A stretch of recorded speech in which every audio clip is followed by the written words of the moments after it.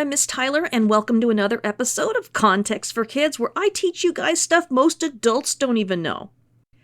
If this is your first time hearing, or if you've missed anything, you can find all the episodes archived at contextforkids.podbean.com, which has them downloadable, or at contextforkids.com, where I have transcripts for readers, or on my Context for Kids YouTube channel. Parents, just FYI, the story of Esther involves the use of alcohol. And so if you do not want your kids to hear this, then you might want to turn off the radio and listen to the podcast or read the transcript yourselves before you let the kids listen. As always, my goal is to equip and not to override parental oversight. Have you guys ever heard of the Feast of Purim? You won't find it in Exodus, Leviticus, or Deuteronomy. Nope. Moses never celebrated it, or King David, or Abraham, because the reason for this celebration happened hundreds and hundreds of years after they were all dead. In fact, we learn about this celebration in the only book of the Old Testament that was written about someone who didn't ever live in Israel at all. Well, maybe Job. Yeah. Anyway, the name of this book in the Bible is called Esther. And it is one of two books in the Bible written entirely about a woman and named after a woman. The name of the other book is Ruth. Ruth was born in the foreign land of Moab, which was Israel's next-door neighbor, but Esther was born in Susa, in the land of what the Bible calls Elam. Instead of being in modern-day Iraq, like Babylonia and Assyria, Susa was even farther away in modern-day Iran. I will link you up with a map so you can see that. When Nehemiah traveled from Susa to Jerusalem, it took him 3 whole months to get there. That's one long way from home.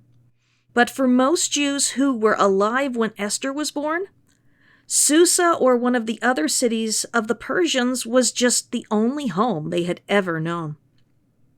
Of course, they'd been told stories about Jerusalem, but who'd even been there in the last 100 years? The Jews, except for the poorest, had been forced to walk from Jerusalem about 1,300 miles to Babylon. The prophet Ezekiel told them that they would be there for 70 years and that they needed to settle down, plant gardens, have families, and work and pray for the good of the cities they had been moved to. Esther's grandfather had been one of the men forced to walk all that way, and when her parents died, her cousin Mordecai took care of her. But they lived a strange life as Jews in a foreign land. Their religion was nothing like the religion of the people around them. They worshipped one and only one God, the God of Abraham, Isaac, and Jacob.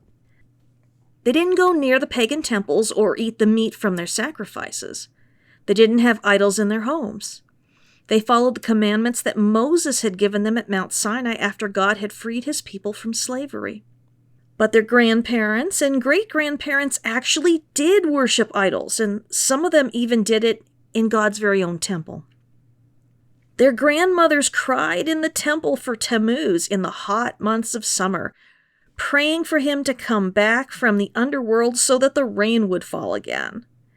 And they baked unleavened bread, not for God, but for the Queen of Heaven, whom they thought was God's wife. And the men were bowing down to the sun, and when they did that, they were sticking their rear ends in the air towards God's temple, which is so not cool. And they had carved pictures of every creepy, crawly thing on the walls of the temple, and were worshiping them, too. They even brought idols of other gods into the temple. One day after God had warned them for hundreds and hundreds of years, his glory that had always lived in the Holy of Holies just picked up and left and never came back. And once he was gone, they were easy pickings for the Babylonian army to come and destroy. And so they came to live in Babylon and then in places like Susa and many other cities. When King Cyrus told them that they could go back home to Israel, most stayed right where they were, like Esther and Mordecai's family. It was very comfortable in Susa and much safer than it was back in Israel, where people struggled to rebuild the walls and the city and the temple in Jerusalem. Esther and Mordecai were related to the very first king of Israel, a man named Saul. And God told Saul to go to war with people called the Amalekites, who were very evil and cruel and were always trying to kill them. But when Saul had the chance, he tried to let a king named Agag live. Because God had told him that Agag had to die and Saul had disobeyed, God took his Holy Spirit away from Saul and made someone else king. But without the Holy Spirit, Saul became insane and very dangerous. Although the prophet Samuel obeyed God and killed that wicked king, Agag must have had a son who got away because Esther and Mordecai are going to meet a terrible enemy who is an Agagite.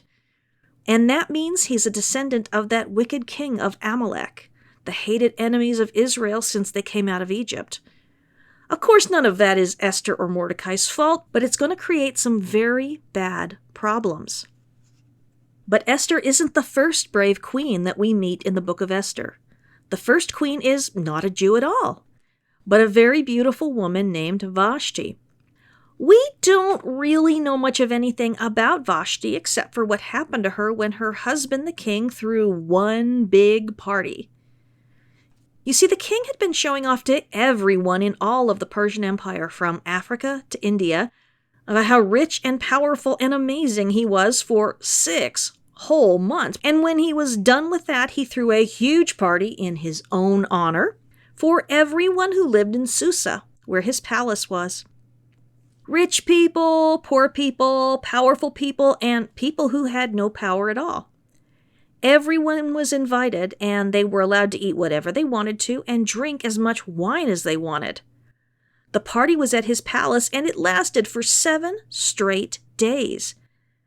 And if you don't know what happens when people drink all the wine they want for 7 days, let me tell you that some people get silly and other people get really mean and other people are falling down all over the place.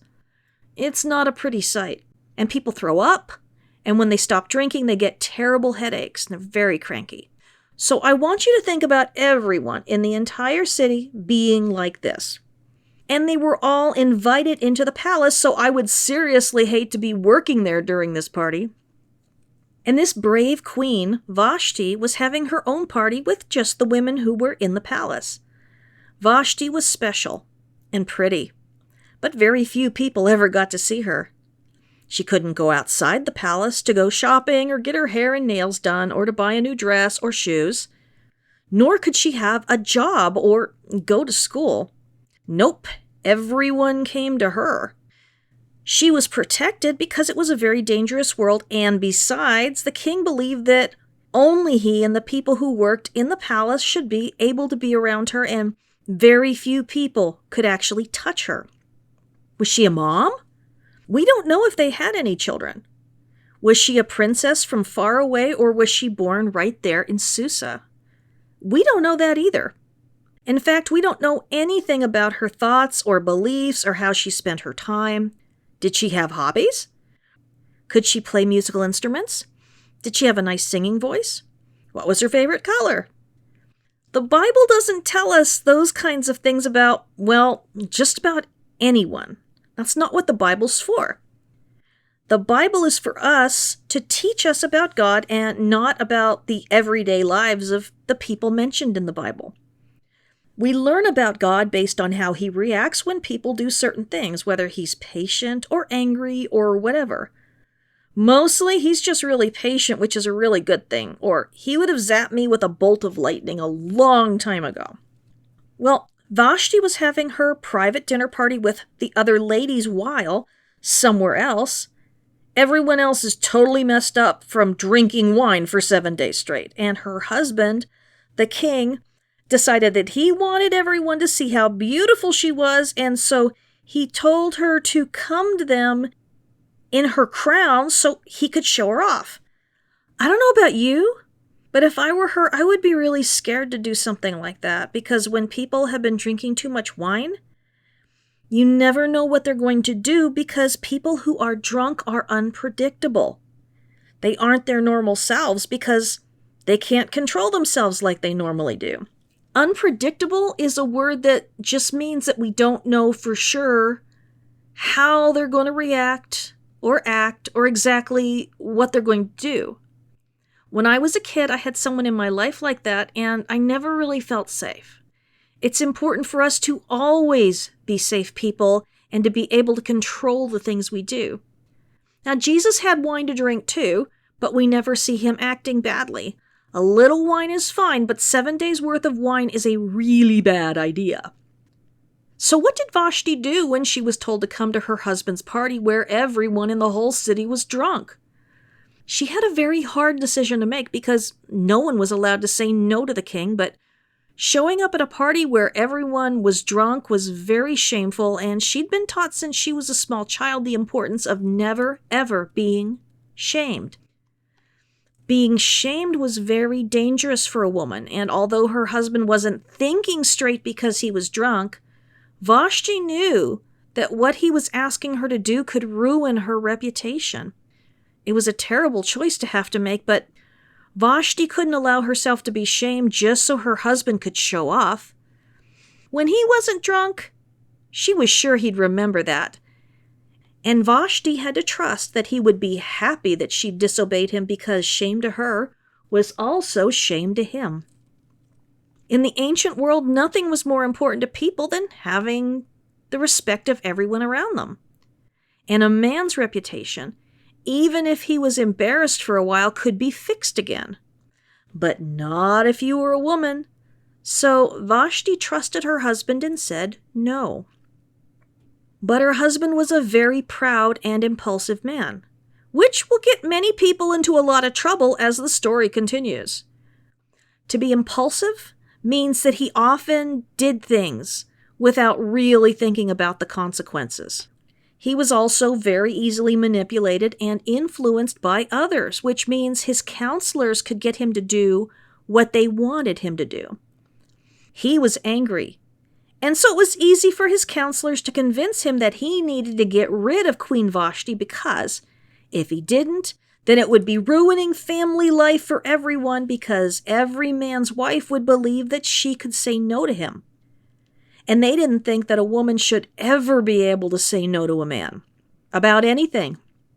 And so they used what Vashti did to make it so that all the women were required to obey their husbands no matter what, and that Vashti couldn't be queen anymore and she could never see the king again. The king was so drunk and angry that he agreed. But after the party was over, he remembered her and regretted it. Unfortunately, any law of Persia couldn't be undone, and so bad laws were laws forever, which is a really terrible idea. I'd be really scared to live in a country where you could never change the laws. I wouldn't even be able to vote. But there are much worse laws than that which we have had to get rid of, and I'm very grateful that they are gone, like forcing children to work and slavery. But his counselors came up with a plan to get a new queen for the king. It involved sending officers out into all the 127 provinces from Africa to India and taking the beautiful unmarried young women who were teenagers away from their families and taking them to the harem for the rest of their lives.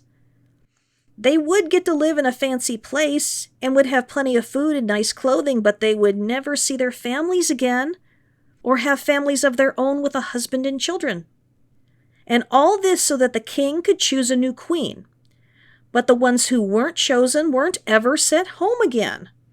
After 4 years of this, the king finally chose a young woman named Hadassah, who was also called Esther. And we've already talked a little bit about Esther and her cousin Mordecai. Esther was very beautiful, and the people who ran the harem where she lived were very impressed with her, and they gave her the best room, and 7 servants, and the best food, and the best everything. So she lived there for 4 years before becoming Queen of Persia. But even after she did become queen, she couldn't have a normal life.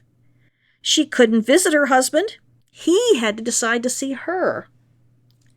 Did she like her husband? We have no idea. Esther didn't really have a choice, and he could have her killed anytime he wanted to, so she had to be very careful. Esther's cousin Mordecai had told her not to let them know she was Jewish.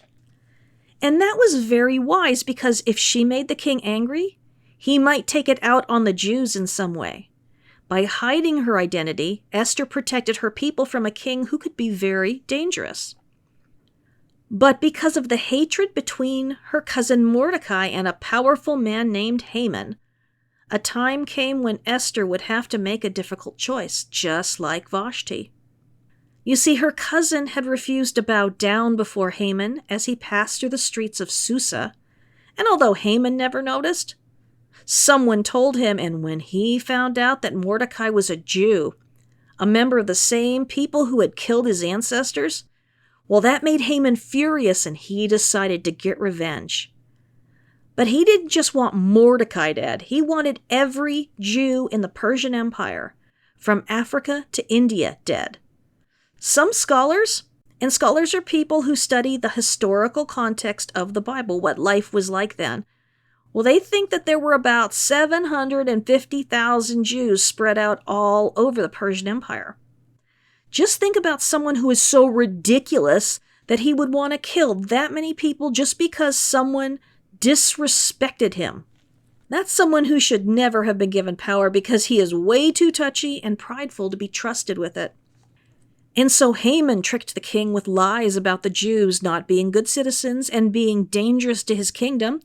And the king didn't even ask who they were or fact-check anything, but gave Haman permission to just have them all murdered by their neighbors, who would also be able to rob their houses and businesses afterward. But God had other plans, because when Haman cast lots to figure out when the gods wanted him to do it, he was forced to wait almost an entire year until the end of winter. Haman was given permission to write a law that gave people the legal power to kill all of their Jewish neighbors and take their stuff. And if you remember, once something was a law in Persia, it couldn't ever be taken back no matter what. But the king was a very foolish man who chose to trust wicked people and who didn't stop to think before making terrible decisions. When the law was read in the 127 provinces of Persia, the Jews were terrified, and they put on sackcloth and wailed in the streets. This is how people in the ancient world responded when something terrible was happening, and especially when someone had died. But now, they were all going to die. But God had different plans. When Esther was told that her cousin was dressed in sackcloth and had covered his head in ashes and was wailing in the streets and at the king's gate, she had her servants send him nice clothes and ask what was wrong, because she didn't know. Remember that she couldn't leave the palace, and she was kept away from everything the king was doing. She was shocked and terrified when she found out that in 11 months, her people were all going to be killed. Mordecai told Esther that she had to do something to stop it, and that this must be why she was made queen of Persia. But Esther was scared because her husband, the king, was gathering more young girls for his harem, and he hadn't seen her in a month. Esther knew that he was probably thinking of replacing her with someone else's queen. Maybe Esther couldn't have any babies. They'd been married for quite a few years now, but he'd already gotten rid of one queen, and Esther knew she might be next. Also, she wasn't allowed to go see the king just any time she wanted to. If she went to him and he got angry, he could have her killed right on the spot. He had to take his scepter and hold it out to her to welcome her. But he wasn't interested in seeing her anymore, so she knew he would probably just have her killed. But she asked Mordecai to have all of the Jews fast for 3 days, no food and no water. Fasting is a way of humbling ourselves before God.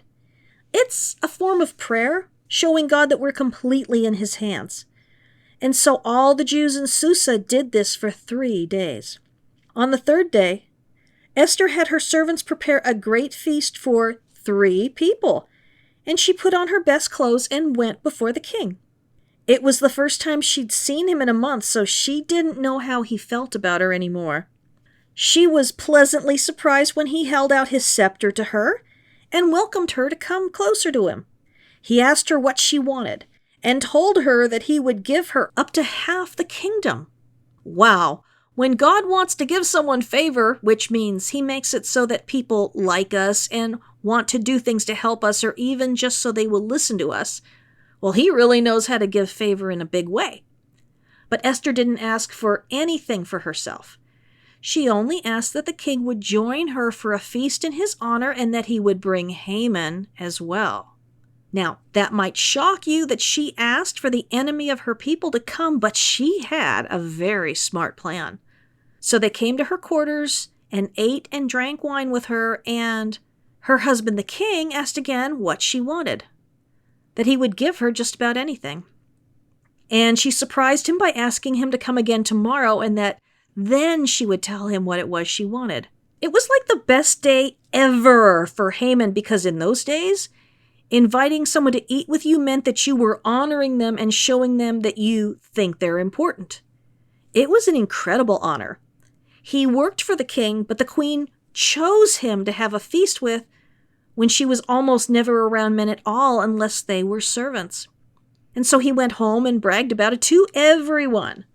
But then something happened that made Haman very angry, and that's when things started going very wrong for him. And it's a funny story that I'll teach you about next year.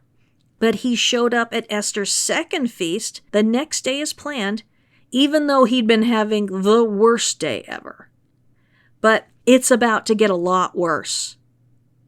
As they were feasting, the king asked Esther what she wanted, and again promised her up to half the kingdom. And that was when Esther begged the king not to have her killed. Well, the king was very surprised and angry when she told him there was a law that was written that gave everyone in the kingdom the permission to kill every Jew in all the territories of Persia. Shockingly, the king was clueless about who had done this, even though he'd been the one who gave permission for Haman to write that law and even gave Haman his signet ring so he could make the law official. This shows us how careless and thoughtless the king was, that he didn't even remember agreeing to something like this. And so he demanded that Esther tell him who on earth had come up with such an evil plan. And she pointed at Haman and said it was him. The king was so angry that he'd been tricked into a plan that would kill his own wife and the man who'd saved his life years earlier, her cousin Mordecai. And he stormed out into her gardens, and when he did, Haman was so panicked that he went to Esther and begged her to have mercy and spare his life, but he made a terrible mistake.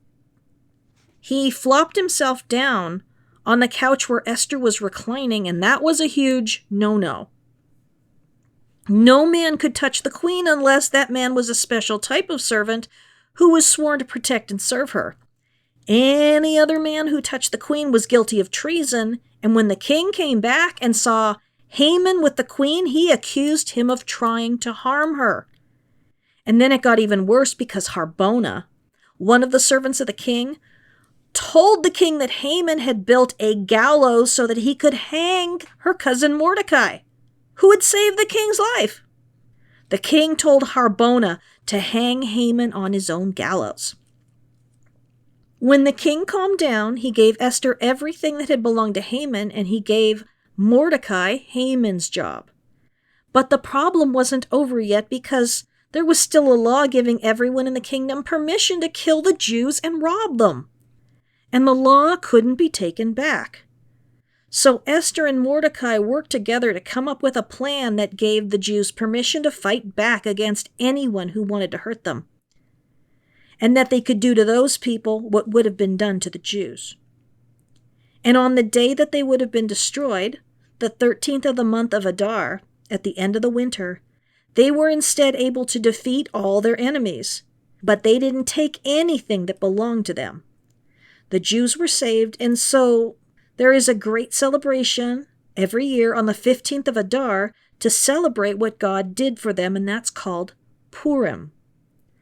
I love you. I'm praying for you. And I want you to remember that Esther's God is your God too. And he loves you a whole lot more than I do.